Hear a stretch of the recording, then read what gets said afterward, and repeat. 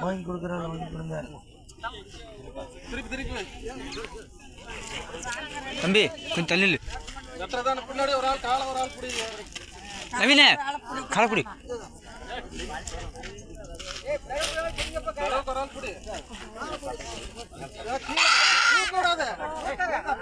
அப்படியே சப்ளை புடி முன்னாடி வாப்பா நிக்கிற மாதிரி விட்டுனப்பா